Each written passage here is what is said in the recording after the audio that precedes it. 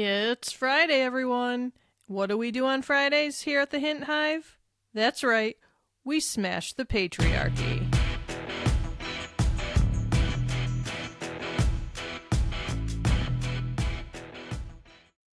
Hello, my fellow queens. Welcome back to the Hint Hive, Amplifying Women's Voices. I'm your host, Kelly Hint, psychotherapist, feminist life coach, and your queen bee of this hive.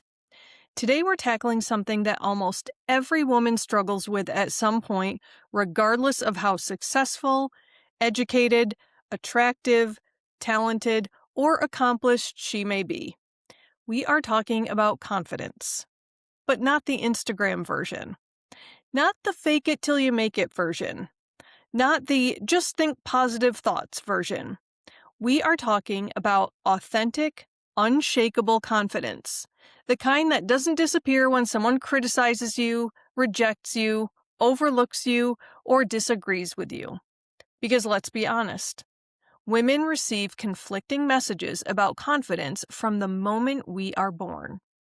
We're told to be confident, but not arrogant. Speak up, but don't be bossy. Be ambitious, but not intimidating. Know your worth, but don't make anyone uncomfortable. It's exhausting.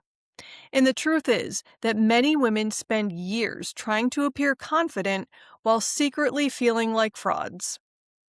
Imposter syndrome sucks. Today, we are going to break down what confidence actually is, what science says about how it develops, and how you can build genuine self-confidence without pretending to be someone that you are not. So let's dive in.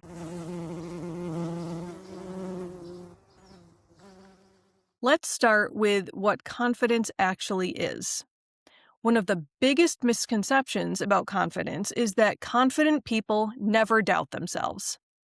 That is simply not true. Confidence is not the absence of fear. Confidence is the willing to act despite that fear.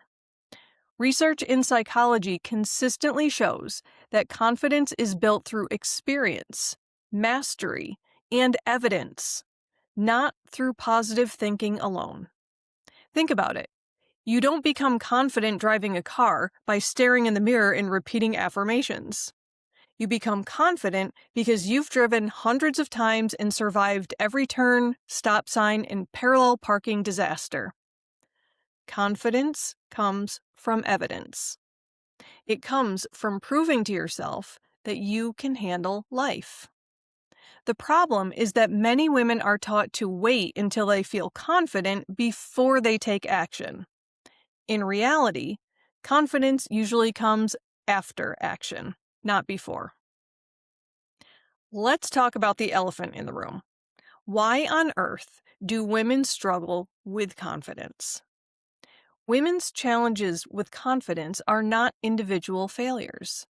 They're often the result of social conditioning. Research has found that girls receive more appearance-based feedback than boys from a very young age. Women are also more likely to be interrupted, doubted, scrutinized, and judged in professional settings. Many women grow up receiving subtle messages that they should prioritize being liked over being respected. That creates a dangerous pattern. Instead of asking, "What do I want?" women often ask, "What will people think?" Instead of trusting themselves, they seek permission. Instead of taking up space, they shrink. The confidence gap is not because women are less capable. It's because many women have spent literal decades being taught to question themselves. Here's something I wish every woman knew. Confidence is not really about believing you'll always succeed. It's about believing you'll survive if you don't. Confidence is built through self-trust. Many women think, "I'll be confident once I know this will work." But authentic confidence says, "Even if it doesn't work, I'll figure it out." That is self-trust. And self-trust is the foundation of confidence. When you trust yourself, rejection doesn't destroy you. Mistakes don't define you. Failure becomes information instead of proof that you're not enough. All right, let's get into some evidence-based strategies to help build that confidence. First, keep promises to yourself. This is one of the most powerful confidence builders available. Every time you make a promise to yourself and follow through, your brain collects evidence that you are reliable. Every time you repeatedly break promises to yourself, your brain collects evidence that you are not. Think about how trust works in relationships. Would you trust a friend who constantly let you down? Probably not. Yet many women repeatedly abandon their own commitments and then wonder why they don't trust themselves. Start small. Don't promise yourself you'll completely transform your life overnight. Promise yourself that you'll take a 10-minute walk, write one page, make one phone call, set one boundary. Then do it. Consistency creates confidence.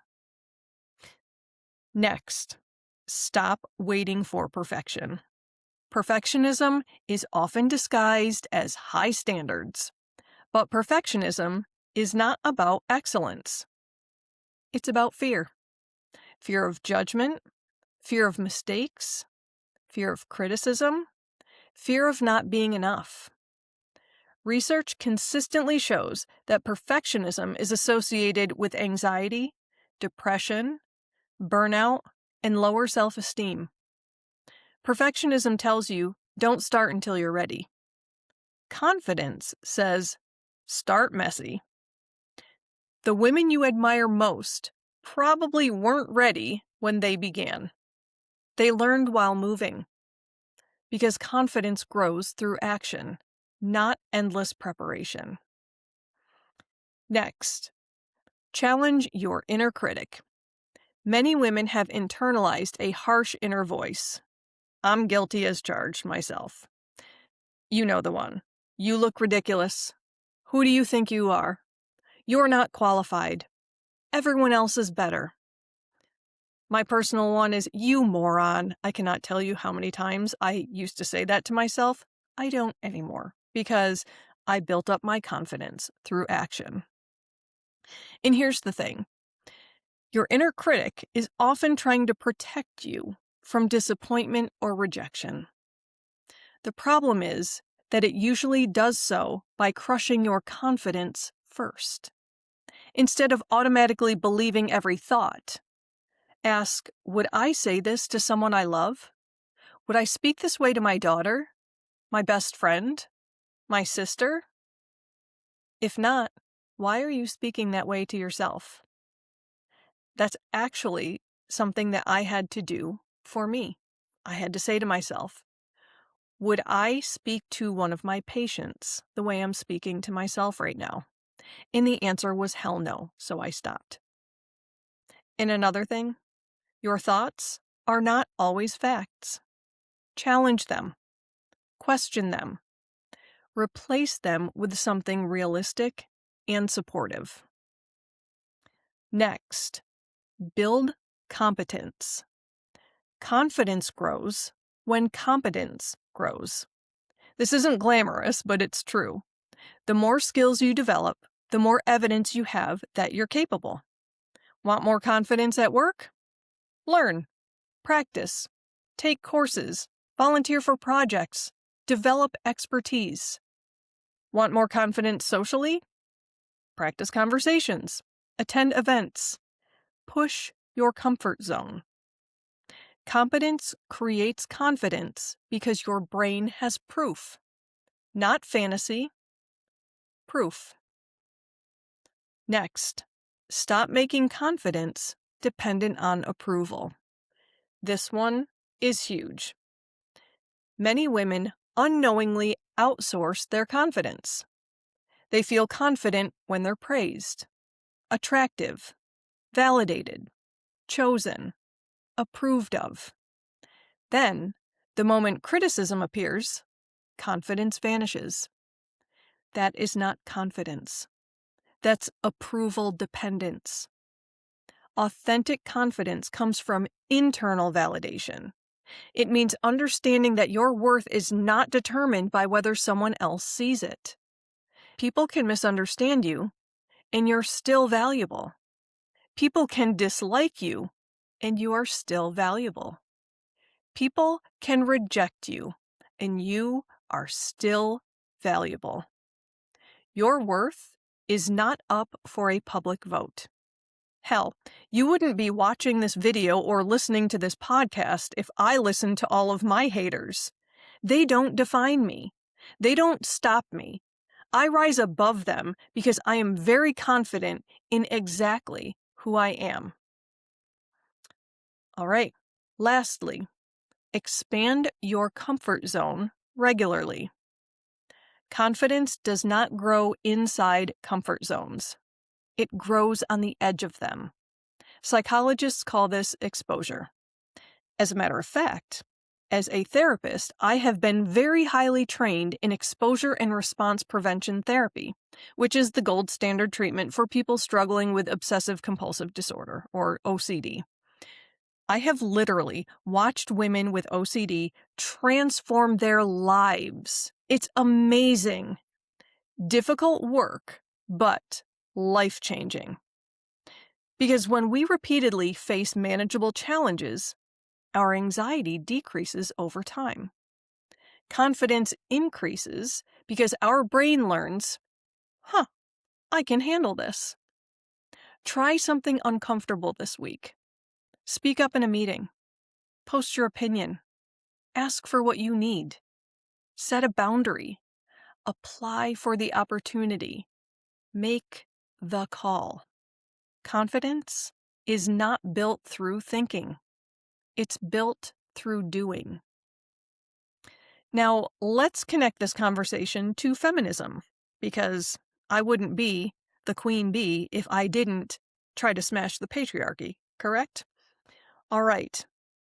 A confident woman is powerful.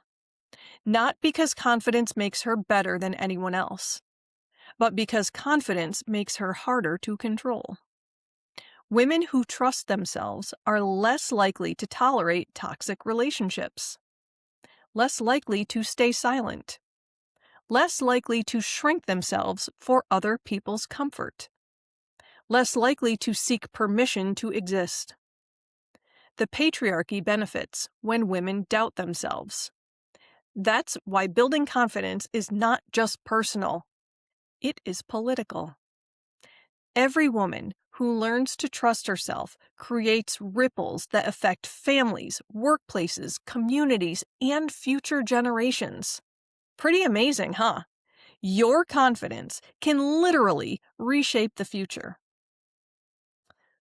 I want to challenge every listener this week. Choose one thing that you have been avoiding because you don't feel confident enough. Just one. Then ask yourself, what would I do if confidence wasn't required first? And then do that thing. Not perfectly, not fearlessly, just courageously.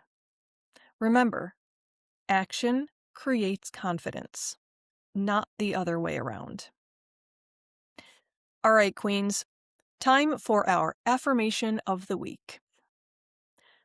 I do not need permission, perfection, or approval to trust myself. My confidence grows every time I choose courage over self-doubt. Take a moment and think about that. Confidence is not something you magically wake up with one day. It's built through thousands of small moments where you choose yourself. Every boundary, every brave conversation, every risk, every act of self-trust. Every time you show up, despite the fear that you feel, you are strengthening the muscle of confidence. You don't become confident and then act courageously. You act courageously and become confident. That's how authentic confidence is built. One brave choice at a time.